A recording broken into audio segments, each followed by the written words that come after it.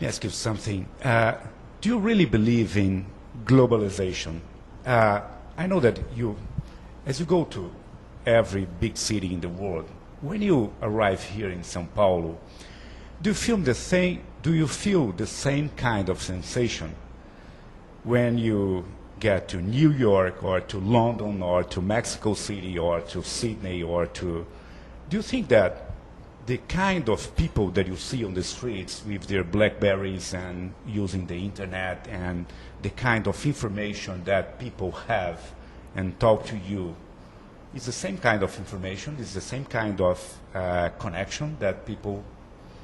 I really think there is. I really think that what is happening is that the fundamental cultures are still a bit different. They have their, what we would call nuances. There are those differences. And those are the differences that I think are fantastic.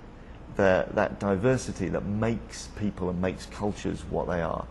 However, people are forming communities, communicating with each other across those different boundaries and through areas of interest.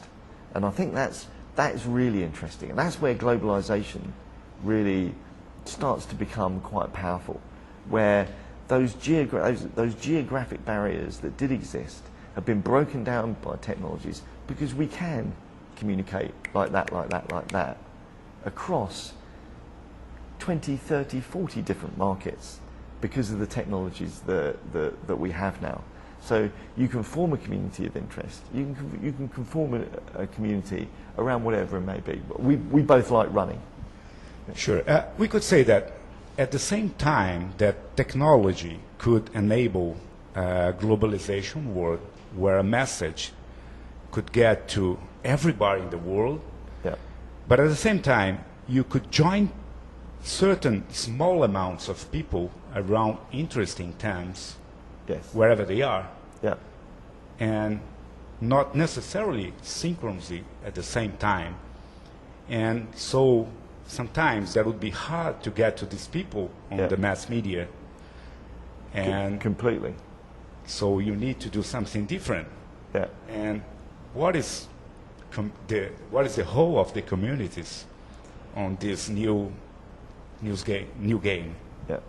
What I think is also what I think is really interesting is that, of course, you can plan to move an idea or a message across boundaries and across borders, but what you can't do is you can't control it within there, because as soon as you put a message or a piece of communication out that is digital, it goes, because people can take it and they can move it around, and actually that's a real challenge for brands, especially. It's a real challenge because if you do something in South Africa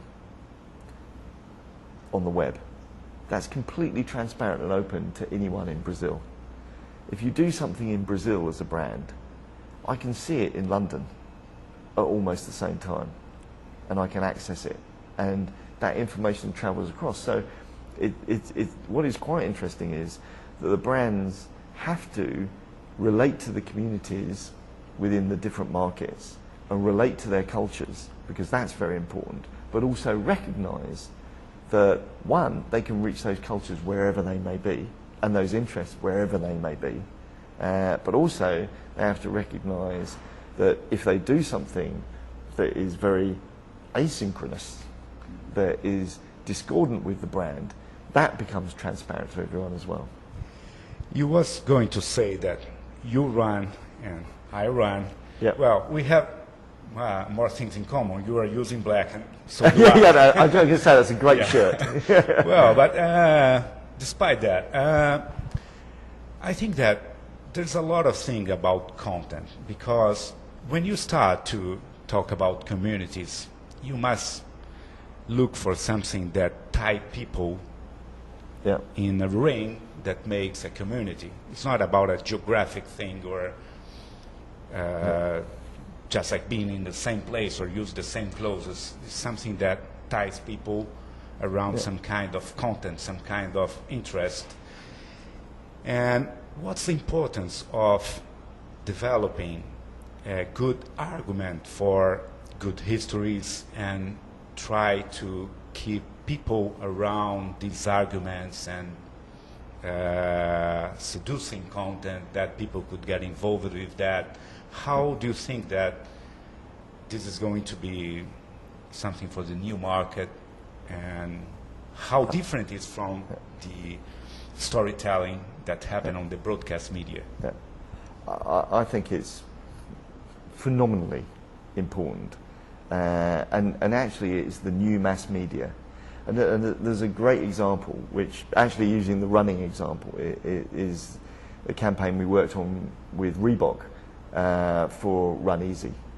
And there, in the traditional and the old model, you know, you would have a campaign that you were going to launch, and the story we wanted to tell was a very interesting story, which is actually saying that the normal way of looking at running, which is you have to run until you're in pain, was actually, you know, Reebok didn't want to support that. What they're saying is there's a different way, which is actually run at the speed of chat, run for enjoyment, you know.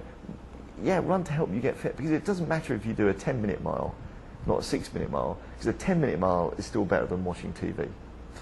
So we had an interesting opinion, an interesting story we wanted to tell. But actually, in the way that you would normally have done it, we did media for 6 weeks in 10 countries. 6 weeks in 10 countries. And in a traditional sense, that's where that story would have lived, in those 10 countries for that 6 weeks. But actually, because we structured the campaign all around involvement, there was some media just to drive people to our content, and that content enabled them to plan their own runs, to make their own videos about their runs, to post pictures about the runs that they loved, to find out about the different runs that other people had done, to form communities, to talk about running and to help other people. What happened is that people appropriated that campaign and it became theirs. And that's the interesting thing, because actually it wasn't 10 markets. It was actually, we actually had, I looked this up last night, nearly 80 markets now. 80 markets have people who are involved in Run Easy communities around the world. So you could say that in the reality it was a propagation effect.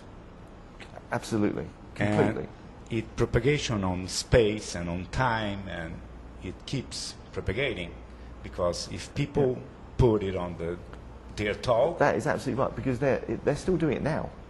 We've done no advertising for nearly 9 months, but there are people joining that community now, because that community is still alive.